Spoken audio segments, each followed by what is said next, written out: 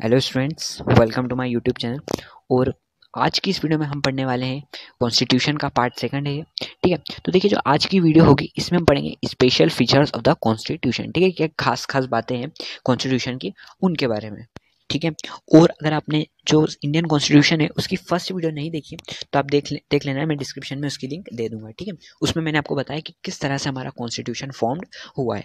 ठीक है, तो चलो यार अब हम शुरू करते हैं कॉन्स्टिट्यूशन को पढ़ना। देखो इसमें हम क्या पढ़ेंगे, स्पेशलिटीज़ या फिर special features of the constitution. ठीक है, कि क्या क्या खासियत है हमारे कॉन्स्टिट्यूशन में, उसके बारे में हम पढ़ेंगे। ठीक है, हमारा कॉन्स्टिट्यूशन तो बन गया था, आपको मैंने पिछली वीडियो में बताया था कि हमारा कॉन्स्टिट्यूशन बन गया था 26 जनवरी को 1950 में वो लागू हो चुका था वो। ठीक है, कि क्या क्या खासियत है हमारे कॉन्स्टिट्यूशन में।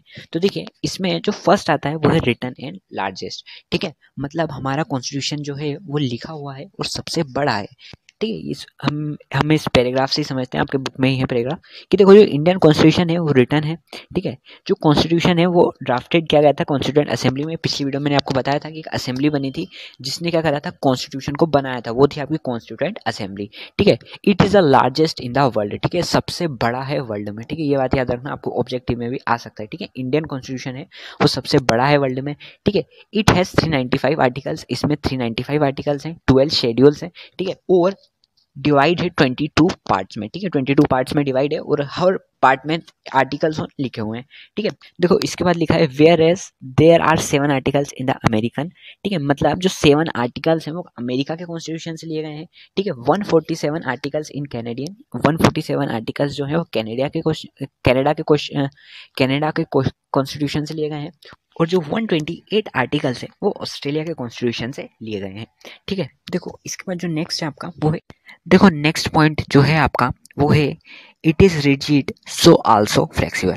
ठीक है, इसका मीनिंग समझना कि एक कॉन्स्टिट्यूशन बन जाता है, ठीक है, लेकिन उसमें कुछ गलतियां हैं, कुछ खामियां हैं। ठीक है, कुछ कॉन्स्टिट्यूशन बन गया लेकिन उसमें कुछ गलतियां खामियां हमें उन्हें बदलना है, तो उसे हम कहते हैं अमेंडमेंट। ठीक है, उसमें संशोधन करना, अमेंडमेंट का मीनिंग होता है संशोधन करना। तो देखो अगर हमें कॉन्स्टिट्यूशन में कुछ बदलाव करना है तो उसके लिए अगर एक सिंपल प्रोसेस लगती है। ठीक है, अगर एक सिंपल प्रोसेस लगती है, और सिंपल प्रोसेस कैसी, जैसे कई सारी जगहों पे कुछ कॉन्स्टिट्यूशनल मिनिस्टर्स होते हैं। ठीक है, जैसे कॉन्स्टिट्यूशन बन जाता है तो वहाँ के कुछ मिनिस्टर्स होते हैं जिन्हें कॉन्स्टिट्यूशन बनाया होता है, तो वो खुद ही उन जो नियम, जो अमेंडमेंट करने होते हैं, कुछ संशोधन, कुछ बदलाव करने होते हैं, वो खुद ही कर लेते हैं, उसे हम कहते हैं इनफ्लेक्सिबल। ठीक है, समझ रहे बात को।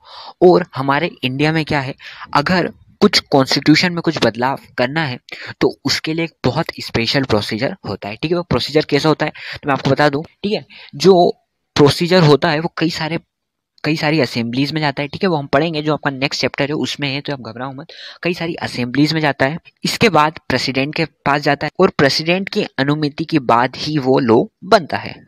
चलो देखो जो नेक्स्ट है आपका वो है थर्ड है, वो है सोवरेन स्टेट। इसका मीनिंग क्या है, the country will decide its own foreign and domestic policies.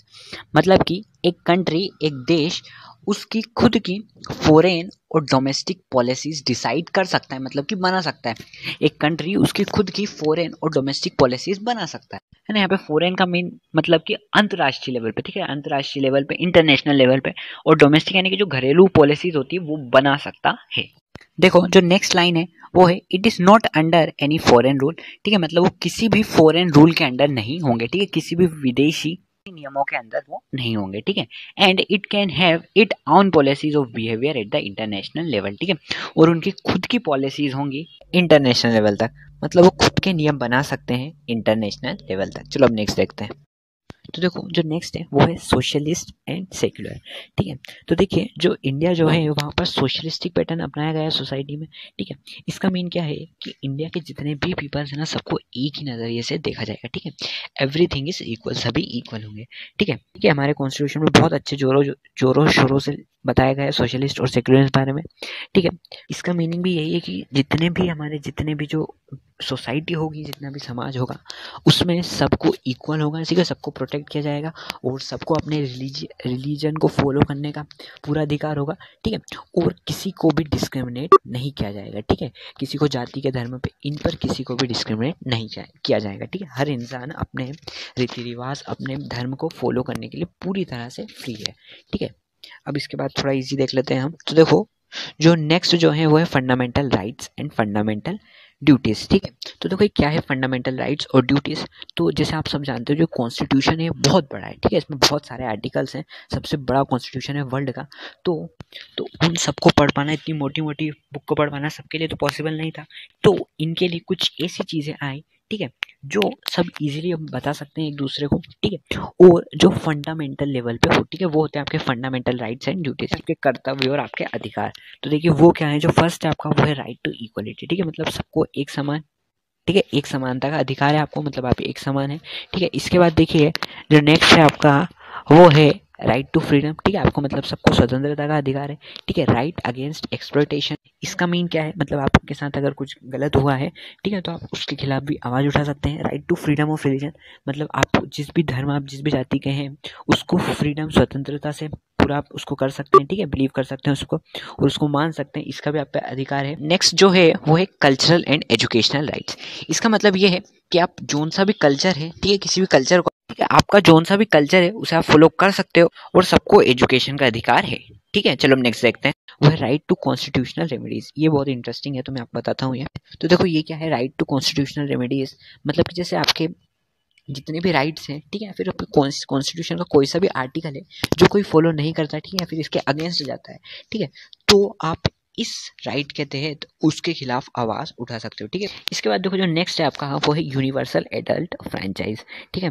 तो देखो इसका मीनिंग क्या है, ठीक है, the constitution has given the right to vote to all its adult citizen, ठीक है, मतलब कॉन्स्टिट्यूशन ने सबको ये राइट दिया है वोट करने का, उनके जो एडल्ट सिटीजन होते हैं उनको, ठीक है, जो बड़े लोग होते हैं उनको। बड़े लोग का मीन यहाँ पे उम्र में, ठीक है, उम्र में जो बड़े होते हैं 18 साल से जो बड़े होते हैं, आप सभी जानते हो कि जब आपकी एज 18 या फिर 18 से ज़्यादा हो जाती है तब आप क्या कर सकते हो, वोट दे सकते हो, ठीक है, ये इसमें पूरा भी लिखा हुआ है, ठीक है। भले वो किसी भी रिलीजन का हो, किसी भी कास्ट का हो, कहीं भी उनका जन्म हुआ हो इंडिया में, तो वो वोट ज़रूर दे सकता है, ठीक है। इसके बाद जो हम नेक्स्ट पढ़ेंगे वो है सिंगल सिटीजनशिप। देखो ये क्या होता है, तो देखो इसका मीनिंग क्या था, मान लो कोई बंदा जो है वो कहीं दूसरी जगह पे रहता है, ठीक है, मतलब इंडिया में ही, मान लो वो मध्य प्रदेश में रहता है और उसे फिर एम्प्लॉयमेंट में चक्कर में, ठीक है, नौकरी के चक्कर में वो कहीं और चला गया, ठीक है, मान लो वो उत्तर प्रदेश चला गया, वो हरियाणा चला गया, तो इसके तो कॉन्स्टिट्यूशन के अंडर वो इंडिया का ही नागरिक है और वो एक जगह से दूसरी जगह जा सकता है। देखो इस तरह से एक बंदा, ठीक है, एक है ना, एक पर्सन एक जगह से दूसरी जगह जा सकता है विदाउट एनी डिस्क्रिमिनेशन, ठीक है, मतलब मान लो मध्य प्रदेश में रहते हो और आप कहीं चले गए, हरियाणा में चले गए, उत्तर प्रदेश में चले गए, तो वहाँ आप पर कुछ भी डिस्क्रिमिनेट नहीं होगा, ठीक है, आपका आप पे भेदभाव नहीं होगा, आप एक जगह से दूसरी जगह जा सकते हो इंडिया में कहीं भी, ठीक है, आपको बराबर ही सेम राइट्स आपके होंगे हर जगह, ठीक है। तो देखो ये हो चुके हैं आपके फंडामेंटल इंडियन कॉन्स्टिट्यूशन की कुछ खासियत, ठीक है, ये खासियत है इंडियन कॉन्स्टिट्यूशन में। और जितने भी बच गए हैं, ठीक है, बहुत सारे बच गए हैं, हम एक फंडामेंटल ड्यूटीज़ जो है बहुत इंपॉर्टेंट है, तो उसको हम नेक्स्ट वीडियो में पढ़ेंगे, ठीक है। और जितने भी बच गए हैं पार्लियामेंट्री फॉर्म ऑफ गवर्नमेंट, ठीक है, उसे भी हम नेक्स्ट वीडियो में पढ़ेंगे, ठीक है। अगर आप फंडामेंटल राइट्स को और अच्छे से पढ़ना चाहते हो, ठीक है, तो आप कमेंट ज़रूर कर देना, मैं उसको भी अच्छे से पढ़ा दूंगा। Thank you.